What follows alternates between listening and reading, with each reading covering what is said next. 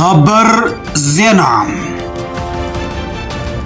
መንበሪ ገዛ ጀነራል ገረዝገህር በየነ ወዳን ጥሩ ፈተሻ ንኽግበረሉ ከም ዝተኣዘዘ ተሓቢሩ ፖሊስ ከተማ መቐለ በመጥቃዕት ቦምብ ዝተጠርጠሩ ሰባት ኣሲሩ ኣብ ጸለምቲ ምንቅስቃስ ሓራ መሬት ተጀሚሩ ሰላምታና እናበዘለኹም ወይ ብጻሕኹም ክብራትን ክብራንን እዚ ሮራ ሚድያ እዩ እንሆ ዜናታት ዝዕለት ብኣርስተ ዜና ፈሊምና ኣለና ሰናይ ምክትታል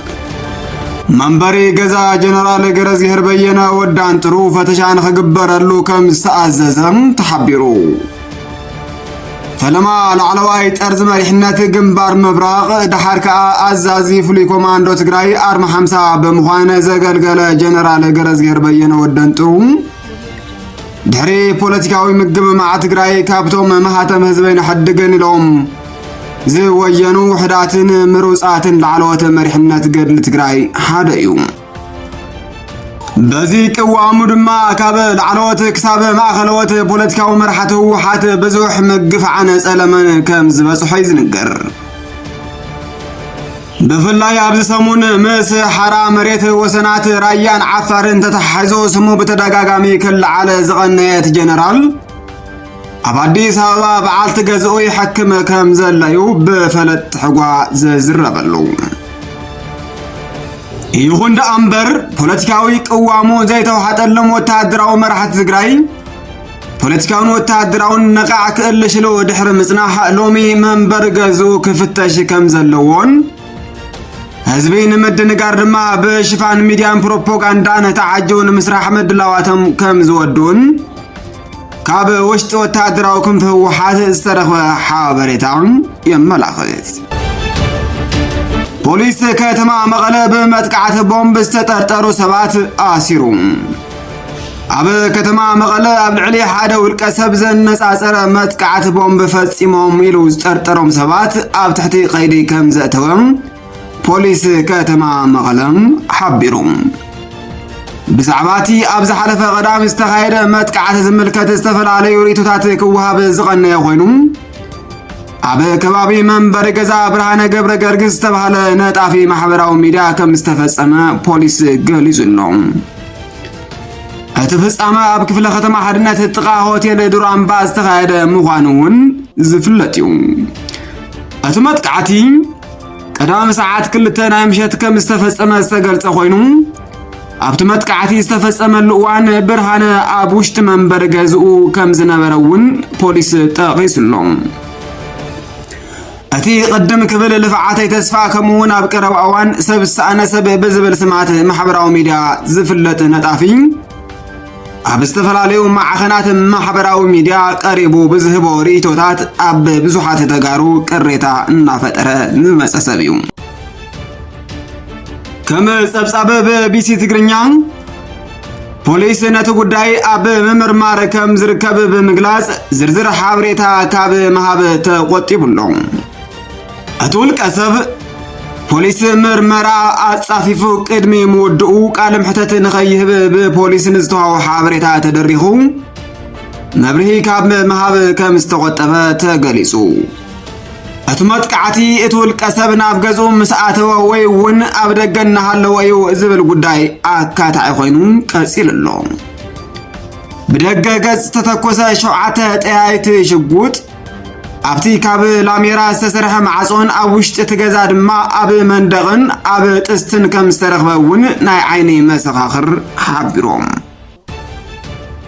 እታ ዝተወቕዐት ክፍሊ ቅድሚ 3 ኣዋርሕ ብርሃነ ዝኣተወላን ዝወፀላን ዝነበረት ምዃና እውን እቲ ዝተረኽበ ሓበሬታ የረድእ ኣብ ውሽጢ መሪሕነት ህወሓትን ዝተፈጥረ ምክፍፋል ስዒቡ ኣብ ትግራይ ፖለቲካውን ጸጥታውን ስጋታት ተፈጢሩ ዓዲ መእተውን መውፅን ዝተኸለ ትንፋስ ኮይና ኣላ ብዘይካዚ ኣብ ሞንጎ እቲ ብዶክተር ደብረጽዮን ገብረሚካኤል ዝምራሕ ክፋል ህወሓትን መንግስቲ ኤርትራን ሕቡእ ዝምድናታት ይካየድ ከም ዘሎ ብሰፊሑ ክግለጽ ጸንሐ ኮይኑ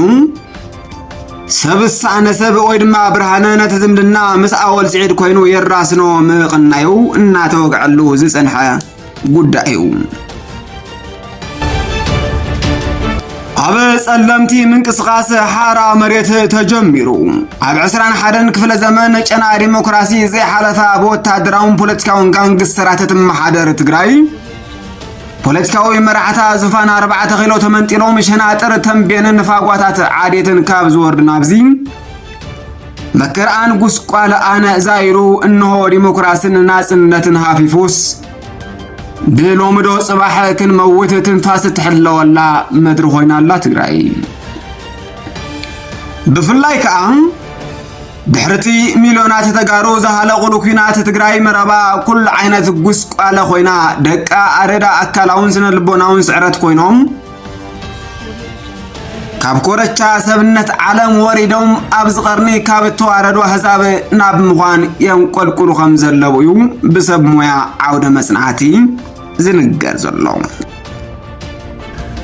ዋላኳ ብጥይት ዝሃለቕ ትንፋስ ሰብ ንምዕጋት ተባሂሉ ክታምዑ ሰላም ኣብ መንጎ ተጓነይት ኣካላት እንተተገብረ ብጥሜትን ከርተትን ኢሉውን ብዘይዳመፁ ጠያይት ዝሃልቕ ህይወት ተጋሩ ካብቲ ዝሓለፈ ኩናት ዘይነኣስ እናኾነ ቀፂሉ እዩ እቲ ኣዝዩ ዝሕምም ቃንዛ ግን ተጋሩ ድሕሪ ደጋዊ ስዕረቶም ዝተሃሰየ ስነልቦንኦም ነንባዕሎም ከባልዖም ምጅማር እዩ ናይዚ መቐፀልታ ድማ ኣብ ፈቆዶ ኣኽራንን ዱርን ዓዶምን ዓድማቶምን ኣብ ዝገበርዎ መስተጋድል ዘይሓወየ ቁስሎም ተሰኪሞም በፖለቲካዊ ሃልኪ ተጓይቆም ነንባዕሎም ኣብ ታሪክ ወጣውጡ ሓራ ናብ ዝብልዎን ጎዳጉዲ ነብሰም ይዕቑብን ይጥርነፉን ኣለዉ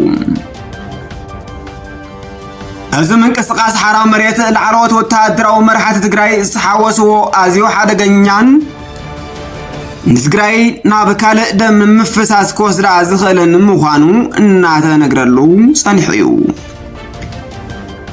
እቲ ግስጋሰ ፈለማ ኣብ ወሰናት ራያ ማለት እውን ደንበራት ዓፋርን ኣገውን ዝተጀመረ እኳ እንተኾነ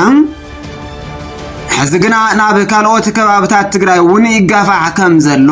እሙናት ምንጭታትና ይሕብሩ ሕዚ ዝበፅሐና ሓበሬታ ከም ዘመላኽቶ ኣብ ሰራዊት ትግራይ ፖለቲካዊ ፍልሊ ዝነበሮም ተጋደልቲ ምስቶም ኣብ ዝሓለፈ ሰሙን ኣብ ባህር ዳር ተኣኪቡ ይመክር ዝቐነየ ውዳበ መናእሰይ ጸለምቲ ኣብ ማይ ጸብሪ ድሕሪ ምርኻቦም ወታደራዊ ምንቅስቃስ ንምግባር ናብ ገማገም ተከዘ ይወርዱ ከም ዘለው ተገሊጹ እዚ ድማ ኣብ ከባቢ ሰሜናዊ ምዕራብ ትግራይ ዘሎ ግንባር ሰራዊት ትግራይ ንምፍራስን ክፍጠር ኣብ ምጉሃር ካብ ዘሎ ኩናት ተቐጠና ንምቁጣብን ዝዓለመ ምዃኑ እዩ ዝተነግረ ኣብቲ ከባቢ ናብ ዘሎ ተጋደልቲ ብስልኪ ዝገበርናዮ ዕላል ንምቅላሕ ፍቃደኛታት ብዘይ ምዃኖም ንግዚኡ ካብ ምውዛዕ ክንቁጠብ ተገዲድና ኣለና ኣብ ቀጻሊ ዘሎ ምዕባለታት ክነብጽሕ ምዃንና ብኣገው ክንገልጽ ንፈቱ ክቡራትን ክቡራንን ንሎሚ ዝሓዝናዮም ዜናታት እቶም ክትከታተልዎም ዝጸናሕኹም ይመስሉ ነይሮም ንምክታልኩም ኣዚና ነመስግን መደባትና ቀልጢፎም ክበጽሕኹም ላይክ ሼር ሳብስክራይብ ብምግባር ቤተሰብ ኩኑ